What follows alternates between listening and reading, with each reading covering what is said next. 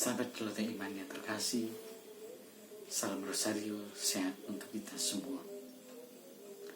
Pada Celoteh Iman kali ini, saya mengajak kita untuk kembali mendalami sakramen-sakramen gereja yang tentunya menjadi bagian dari perjalanan hidup kita. Ketujuh sakramen yang mewarnai setiap langkah kehidupan kita sebagai orang Katolik. Saudara-saudariku yang terkasih, setelah Yesus menyelesaikan karya penyelamatan manusia, ia kembali kepada Bapa di surga. Walaupun demikian, ia tidak pernah meninggalkan umat yang percaya kepadanya. Seperti dahulu ia hadir dalam kehidupan manusia di dunia, sekarang pun Kristus senantiasa hadir dan menyertai orang-orang yang percaya kepadanya. Seperti dahulu, Yesus memperhatikan orang sakit dan mengampuni dosa. Demikian pun sekarang. Roh Kristus hadir secara nyata dalam tanda dan sarana yang disebut sakramen. Gereja Katolik mengenal 7 sakramen yang menjadi tanda dan sarana kehadiran Allah. Dalam sakramen baptis, Kristus hadir untuk menerima orang yang percaya kepadanya untuk menjadi anak Allah. Dalam sakramen Krisma, ia hadir untuk mencurahkan Roh Kudus dan menguatkan orang beriman untuk menjadi saksinya. Dalam sakramen Ekaristi, ia hadir dalam sabda yang dibacakan dan dalam rupa roti dan anggur.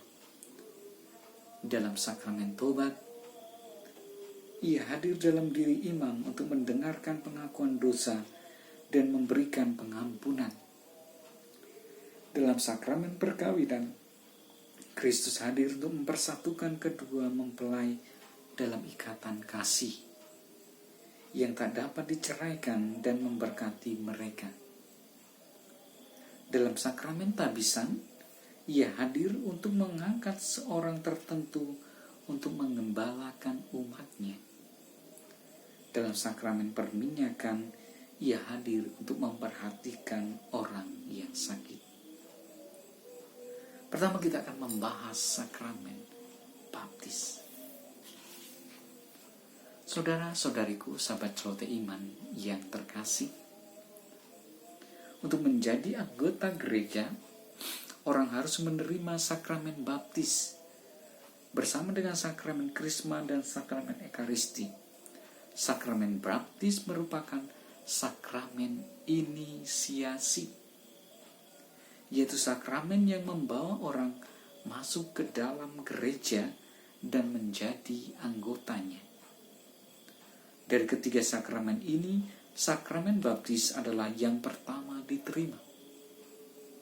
Baru setelah menerima sakramen ini, kita dapat menerima sakramen-sakramen yang lain. Saudara-saudariku, sahabat Celoteh Iman yang terkasih, sesudah bangkit dari kematian, Tuhan Yesus memberi perintah kepada para rasul, "Pergilah, jadikanlah semua bangsa muridku, dan baptislah mereka dalam nama Bapa dan Putra dan Roh Kudus, dan ajarlah mereka melakukan segala sesuatu yang telah kuperintahkan kepadamu." Pertama, para rasul pergi ke seluruh penjuru dunia, mewartakan kabar gembira Kristus. Mereka menyatakan bahwa Allah adalah kasih.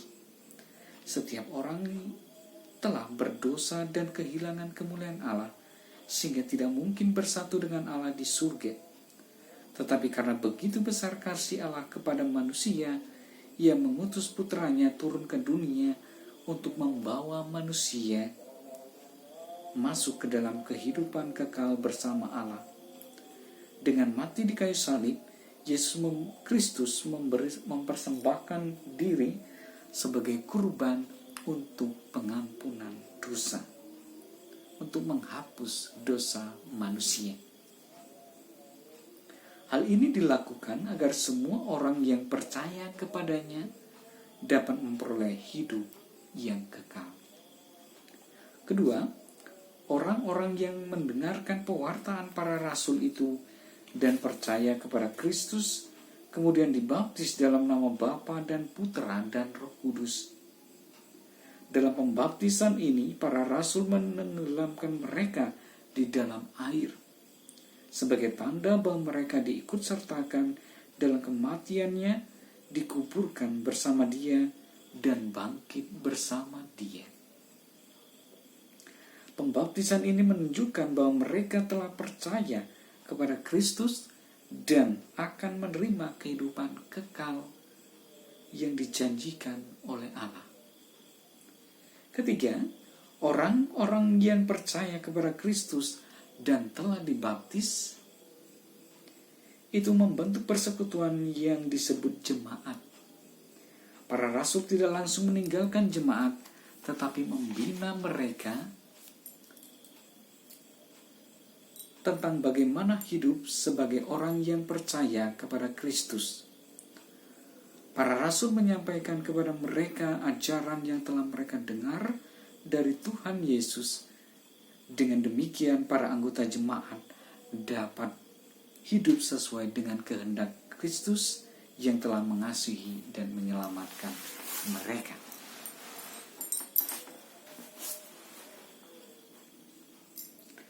Kemudian, apa makna sakramen baptis untuk kehidupan kita sebagai orang Katolik? Saudara-saudaraku, sahabat keluarga iman yang berbahagia, sehat selalu, salam Rosario. Gereja melanjutkan tugas para rasul dengan memberitakan karya penyelamatan Kristus dan membaptis orang yang percaya kepadanya. Mereka yang percaya kepada Kristus dan ingin menjadi pengikutnya harus menjalani masa katekumenat.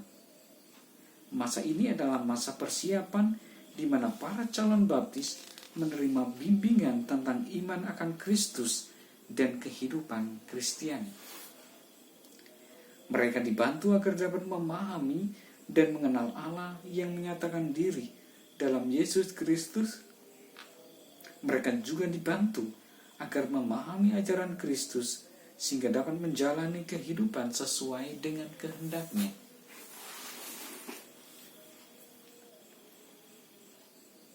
Selain itu, mereka dibantu untuk dapat membina relasi dengan Kristus melalui doa dan ibadah Katolik. Para katekumen yang telah menjalani masa katekumenat dan dipandang memiliki iman yang cukup dapat menerima sakramen baptis. Dengan menerima sakramen ini, calon baptis menyatakan imannya kepada Kristus. Ia percaya bahwa Kristus telah mengasihi dia dan menyerahkan nyawanya sendiri untuk menyelamatkan dia dari kuasa dosa supaya dapat masuk dalam kehidupan kekal. Sebagai orang yang telah dikasihi dan diselamatkan oleh Kristus, orang yang dibaptis itu menyatakan kesediaan untuk hidup akan Kristus, hidup iman akan Kristus. Kesediaan yang sesuai dengan iman akan Kristus itu meliputi 3 hal. Yang pertama, membina relasi dengan Allah. Hal ini dilakukan dengan senantiasa berdoa dan beribadah kepada Allah yang mengasihi. Kedua, hidup kudus. Hidup kudus. Hal ini dilakukan dengan melawan kecenderungan untuk berdosa. Jika jatuh ke dalam dosa, ia akan bertobat dan kembali kepada Allah. Ketiga, mengasihi sesama. Karena Kristus telah mengasihi dia, ia pun mengasihi sesama. Sakramen baptis juga mengantar orang yang menerimanya untuk masuk ke dalam persekutuan orang beriman, yaitu gereja. Karena itu ia membina hubungan kasih persaudaraan dengan para anggota gereja yang lain dan melibatkan diri dalam pelayanan kasih kepada sesama.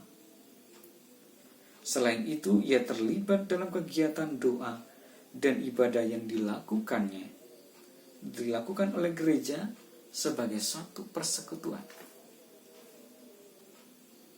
Sebagai orang yang telah menikmati sukacita Kristus, seorang yang telah dibaptis juga harus terlibat dalam misi gereja untuk memberitakan kasih Tuhan kepada sesama melalui tutur kata dan cara hidup mereka.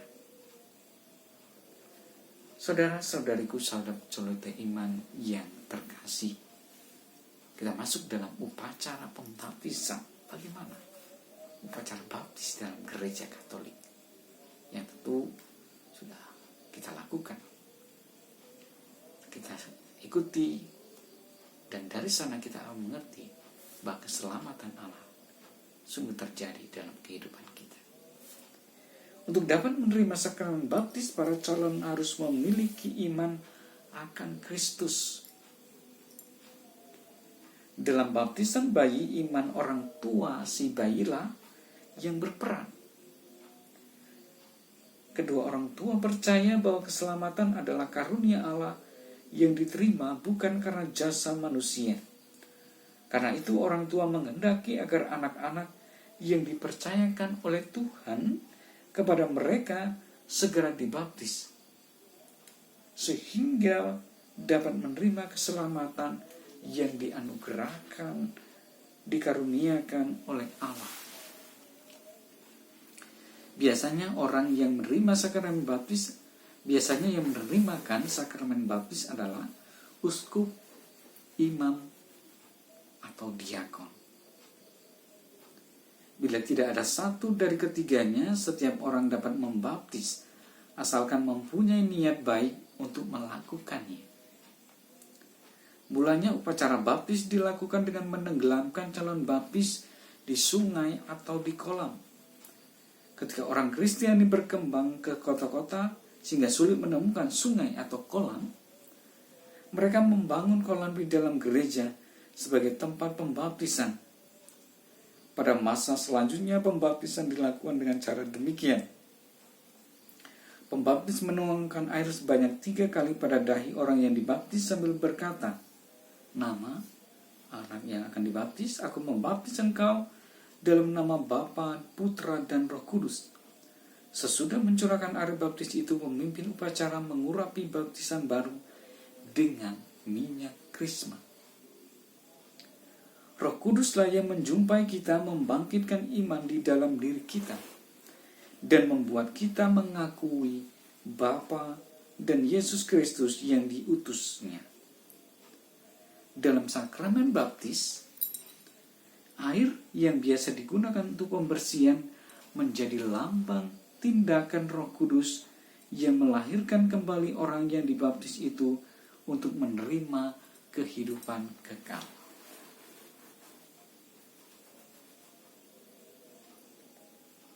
Demikian juga minyak krisma kudus menjadi tanda bahwa orang yang dibaptis itu telah diurapi dengan Roh Kudus yang membuatnya menjadi milik Allah. Demikianlah orang yang dibaptis itu dilahirkan kembali dalam air dan roh, sehingga ia menjadi anak Allah dan ahli waris kehidupan kekal. Roh Kudus tinggal di dalam diri orang yang telah dibaptis dan membimbingnya untuk hidup sebagai orang yang percaya kepada Kristus. Inilah ajaran gereja tentang sakramen baptis yang tentunya menjadi pondasi yang kuat bagi iman kita. Syukurilah rahmat baptis yang kita terima dengan tekun berdoa dan beribadah kepada Tuhan, mengasihi sesama, dan hidup dalam kekudusan. Marilah berdoa. Ya Allah Bapa yang Maha Kasih, kami bersyukur Engkau memanggil kami untuk percaya akan kasih-Mu yang menyelamatkan. Dengan Roh-Mu yang kudus, Engkau telah membimbing kami untuk menerima sakramen baptis yang merupakan kepercayaan kami kepadamu. Dalam sakramen ini, Engkau telah mengangkat kami menjadi anak-anak-Mu yang akan mewarisi kehidupan surgawi. Ya Bapa, bantulah kami akan menjalani kehidupan sebagai orang yang telah percaya akan kasih-Mu, sebagaimana telah diajarkan oleh Kristus, Putra-Mu dan Penyelamat kami. Dengan demikian setelah menyelesaikan kehidupan kami di dunia ini, kami pun dapat bersatu dengan-Mu di dalam kediaman yang abadi. Demi Kristus Tuhan dan pengantara kami.